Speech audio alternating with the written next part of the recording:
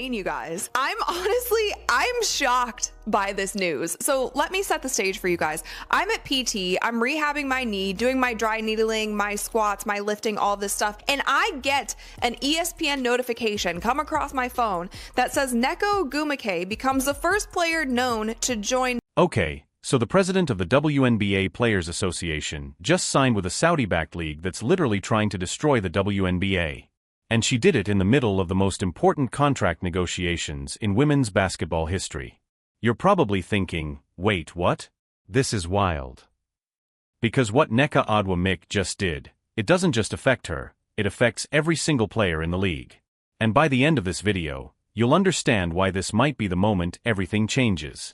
But here's what most people are missing. Rival the WNBA. It's a 5v5 league. It is backed by Saudi Arabian money. So essentially a lot of money is backing this league. It's in Europe and Asia. The games will be played overseas for 14 weeks and they want 66 players. And the very first one to be announced is Nneka. Did you catch that? Rival the WNBA, not complement it, not work alongside it, rival it. And get this, we're talking about Saudi Arabian money here. The same money that took golfers from the PGA and basically said, we don't care if anyone watches, we're paying you anyway. I'll show you those numbers in a second. But first, you need to understand what's happening at that negotiation table right now. Because it's not just Danica who has a conflict of interest. Every single person sitting at that table, negotiating for the players, they all have equity in other leagues. Breanna Stewart and Fisa Collier founded Unrivaled. Kelsey Plum has equity in Unrivaled.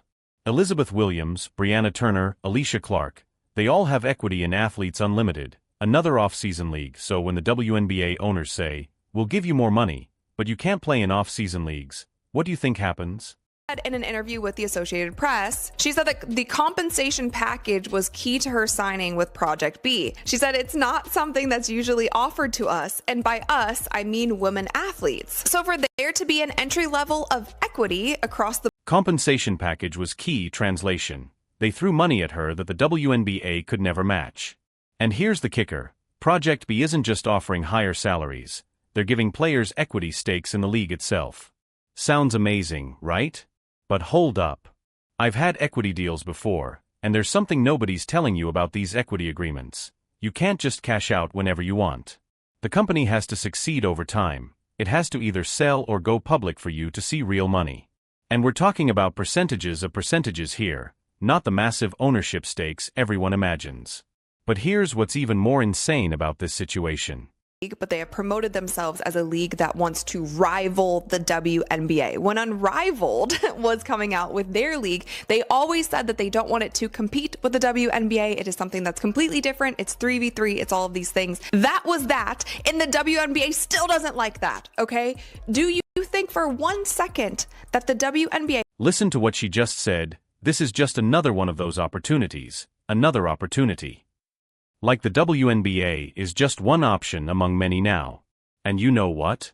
She's not wrong, because when you're the president of the Players Association, and you're supposed to be fighting for a better deal for everyone in the league, but you've already secured your own bag with a rival organization, the unity falls apart, the leverage disappears, and the players who actually need the WNBA the most, they're the ones who get crushed. I'm talking about the hardship contract players. The middle-tier players whose dream is to play professional basketball in the States. ProjectB isn't offering contracts to them. They're targeting the top 66 players. That's it. So if the WNBA season gets locked out because negotiations fail, where do those other players go? Nowhere. But here's where this gets really dark. By Saudi money, no other league is going to be able to compete, even the WNBA. No other league is going to be able to compete with the amount of money that they will pay players. And the thing is, they will pay these players and they don't care if the league ever profits. They don't care if people watch. They don't care if people tune in. They don't care if there's butts in seats. So let me show you exactly what happens when Saudi money enters a sport. LIV Golf versus the PGA Tour. The average viewership for PGA Tour final rounds in 2024 was 2.66 million people. For LIV Golf. Just 385,000 head-to-head on Sundays. The PGA Tour averaged 3.1 million viewers. The highest-rated LIV event of the entire year couldn't even crack 500,000 viewers. But you know what the crazy part is? LIV golf players are getting paid exponentially more than PGA Tour players, because Saudi Arabia doesn't care about ratings. They don't care about profit. They don't care if anyone shows up to watch. This is about sports washing, using athletics to improve their global image. And if you think I'm exaggerating, listen to what's already been announced about ProjectB's format. Project B, which intends to stream its games, will see players competing on a traveling circuit just like golf, tennis, and auto racing. I'm sorry, this is just crazy. Like, we haven't seen anything like this in professional sports, okay? We truly haven't. We want premier cities, and our goal is to create an F1 style TV event, traveling to premier cities, crowning a champion of the world. They're literally trying to reinvent basketball as a global spectacle. And you might be thinking, okay, but what's wrong with that? More opportunities for women athletes, right? Here's the problem. When you fragment the sport across multiple leagues, you dilute the product. The WNBA just had its best season ever, record viewership, record attendance.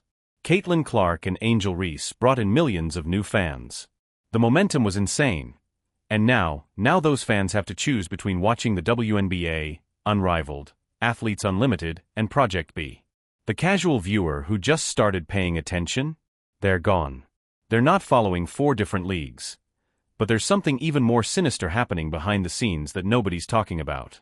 In hell that they can keep that momentum going to a different league, especially a league that is going to be overseas.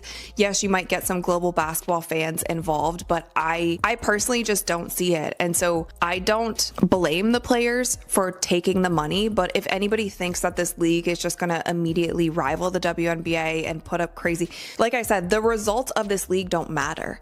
So I don't know how this affects the WNBA. Did you catch what she just said?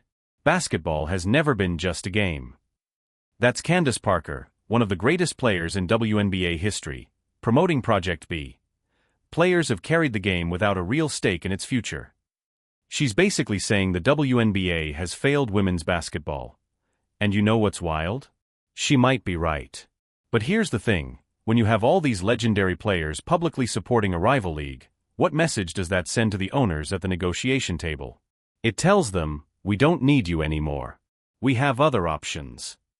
And that's exactly the leverage the players want, right? Force the WNBA to pay up or lose their stars. Except, there's a massive flaw in that strategy, one that's about to blow up in everyone's face.